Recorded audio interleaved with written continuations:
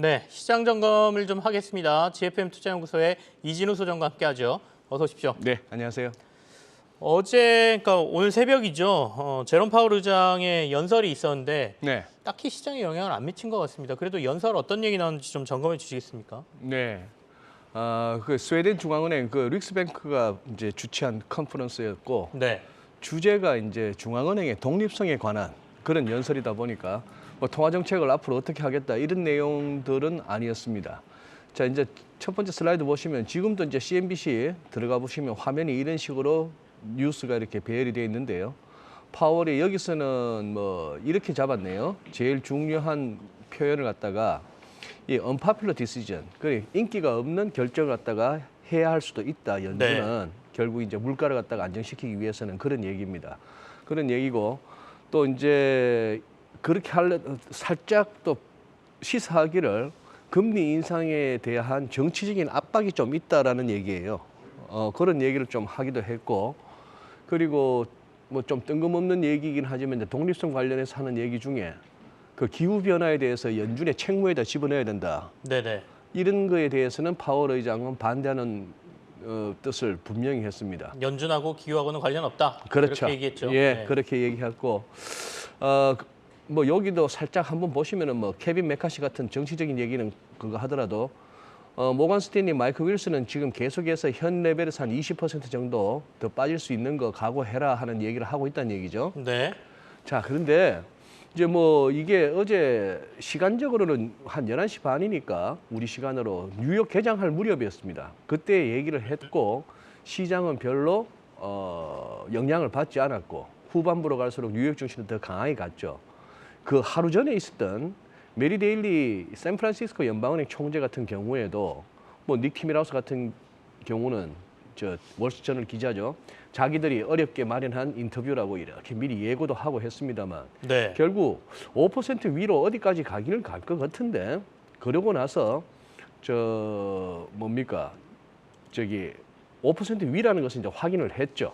그리고 이번 다가오는 FOMC에서는 25p하고 50bp 인상은 다 가능하다. 데이터에 달렸다. 이런 얘기입니다. 그런 얘기인데 이것도 어떻게 보면은 5% 위라고 했지만 우리가 모르던 사실은 아니었고 같은 날 애틀랜타 연방은행 총재 라파엘 보스틱도 이런 식의 표현을 썼습니다. 2분기 초까지 정책금리 5% 위로 올려야 한다. 뭐 뻔하죠. 지금 2월 1일 날 4.5에서 4.25%하면 4.75, 3월 달에 또 25% 하면 5% 상단이. 네. 그리고 나서 5월 가면은 이제 또 5.25 정도 뭐 그런 얘기죠. 그런 얘기고 그 위에서 자꾸 이렇게 오랫동안 유지한다니까 얼마나 했냐 했더니 또 이런 식으로 표현을 하네요. 세 단어다. 뭐 a long time, 오랫동안 이런 얘기입니다. 그러고 나서 이 표현도요. 또 눈에 띄는데 그렇게 금리를 올린 다음에 2024년 끝날 때까지는 쭉 금년 말고요. 내년까지도 유지하는 게 선호한다 했습니다. 이 보스텍 총재의 얘기는 조금 어느 정도까지 그거 했나 하면은 짐 크레이머의 이 매드머니에서 이런 식으로 얘기하는 거죠. 그저께 나스닥이 이렇게 강하게 출발했다가 좀 이렇게 상승폭 줄이면서 이날 다우는 마이너스로까지도 갔습니다만 네. 짐 크레이머가 하고 싶었던 얘기는 최근 기술주가 좋은데 거기에 대해서 도박은 하지 마라 이런 얘기입니다. 그런 얘기고 요거는 트레이드 관점에서는 할 만한데 투자 관점에서는 아니다 뭐 이런 얘기인데 요 표현이죠. 결국 장중 저점 근방에서 마감하게 된 게 이 보스틱의 매파적인 코멘트였다. 여전히 동태를 살피고는 있습니다. 살피고는 있는데 장이 그래도 어제도 좋았고 우리도 지금 좋은 거는 이거 같아요. 시장이 안 믿습니다. 네. 어제 파월 의장뿐만 아니라 미셸 보우만이라고 연준 이사도 그런 식으로 얘기를 했어요. 인플레를 갖다가 억제하기 위해서는 좀 더 금리 인상이 필요하다 이런 얘기를 했는데 그 블룸버그 기사에 이렇게 나와 있잖아요. 지금 이게 이 초록색이 다큰버블이 아니고 이 점도표에서 지난 12월에 점도표에서 찍었던 중간값이니까 연준은 이렇게 금리를 올렸다가 올해 이제 내년에 후내년에 이런 식으로 간다 하는 얘기인데 지금 Fed Funds Futures 그리고 연방기금리 선물 시장에서는 택도 없는 소리 하지 마라 이런 겁니다. 이렇게 해서 이제 내려가고 있다는 얘기죠. 네. 동상이몽이죠. 동상이몽이고 심지어 오늘 또 이런 기사도 보입니다. UBS 스위스 은행인데 아예 대놓고 6월 FOMC 가면은 7월이네요. 7월쯤 가면은 금리 내릴 수도 있다라고 얘기합니다. 그렇게 보는 이유가 이 코어 PC 인플레이션이 한 2.1%까지 떨어질 수 있다 하는 얘기인데 이거 보세요. 지금 이게 요 파란색이 그냥 PC 인플레이션, 개인 소비 지출 물가 지수고 요 노란색 막대는 거기서 근원 그렇게 되는데 이게 지금 헤드라인이 5.54 이게 이제 4.68이었단 말입니다. 최근에 확인됐는 게. 네네. 근데 지금 뭐 UBS 이코노미스트 같은 경우에 한 이번 여름쯤에는 여기까지 온다는 얘기입니다. 이 빨간색 있는 이 2% 근방까지.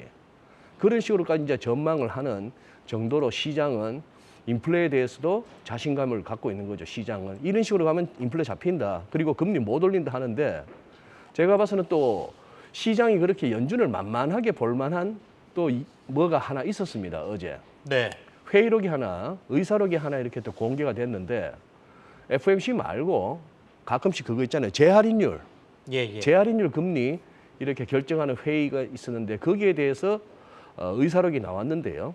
12개 지역 연방은행인 건 아실 거고 그중에서 3개 지역에서 3군데 달라스, 리치몬드, 애틀랜타 이쪽에서는 지난번 회의 때 야 우리 4에서 그냥 멈추자. 더 올리지 말자 했던 겁니다. 이게 결국 이제 추가 긴축에 대한 우려 내지는 피로감이 연준 내부에도 있다 하는 얘기인데 요 그림 보세요. 빨간색은 우리가 잘 아는 연방기금 금리입니다. 지금 상단 기준으로 4.5까지 왔잖아요. 왔는데 요 파란색이 이른바 디스카운트 레이트, 재할인율입니다. 재할인율은 시장에서 자금을 도저히 뭐 조달할 수 없는 상황에 이르렀을 때 미국의 은행들이 연준에다가 무슨 어음이나 채권 같은 거 담보로 맡기고 돈 빌릴 때 그때 적용받는 금리인데 네. 통상적으로 너희들 자금 관리 좀 잘 못했어 여기 우리한테까지 왔으니까 하는 차원에서 약간 페널티 성격으로 이 재할인율은 연방기금 금리보다 좀 높았습니다. 높았는데 이게 이제 코로나 터지고 나서부터는 그냥 연방기금 금리하고 같은 레벨을 쭉 유지해 왔다는 얘기죠. 근데 이런 얘기도 살살 나오는 걸 봐서는 시장이 그래 연준에 맞서지 마라 하지만 지금은 한번 연준하고 한번 맞서보자. 연준에서 자꾸 금리 인상 갖고 겁주는 거 갖고 쫄지 말자. 이 분위기가 지금은 대세인 것 같습니다. 어쨌든 연준이 앞에 나와서 되게 용감한 척하고 있긴 한데 네. 뒤에서 가만히 보니까 손을 벌벌 떨고 있더라. 떨고 있더라 이겁니다. 이렇게 보인다라는 예. 거죠. 근데 이제 시장 상황이 어떻게 되느냐 또는 정말로 물가가 어떻게 되느냐에 따라 정책은 변할 테니까. 예. 근데 시장은 일단 6월쯤 되면 연준이 못 버티고 금리를 내릴 수밖에 없다 이렇게 보는 것 그렇게까지 같습니다. 보는 것 같습니다. 네. 마지막 점검 하나 한다면 뭘 보셔야 될까요? 예, 어쨌거나 지금 상황 하에서 미국 같은 경우는 지금 여기까지 왔습니다. 200일선이 멀지 않습니다. 네네. S&P 500 200일선과 하락 추세는 멀지 않아서 여기 뭐 CPI에 대해서 별로 걱정 안 하면서 한번 들이대보는 분위기고요. 국채 수익률은 딱 요 레벨이네요. 지난번 올라올 때는 저항이고 지금은 지지 구간인데 여기서 살짝 더 안 밀리고 달러는 인덱스 네네. 자체는 데드 크로스가 났습니다. 50일선이 200일선을 물고 내려왔는데 우리는 지금 아직 그 정도는 아니죠.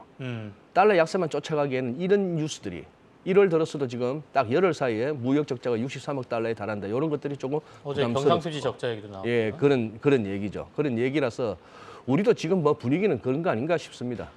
미국 따라 일단 200일선은 외국인이 지금 계속 사주고 있는 그런 상황이니까 네. 200일선까지는 그래도 한번 시도해 보는 정도라고 이제 보여집니다. 코스피가 200일선이면 지금 지금 아마 한 2,390 내지 2,390이나 89 사이로 내려올 것 같아요. 알겠습니다. 지금 네. 현재 지수가 2,360입니다. 네. 참고하시기 바랍니다. GFM 투자연구소 이진우 소장과 함께했습니다. 고맙습니다. 예, 감사합니다.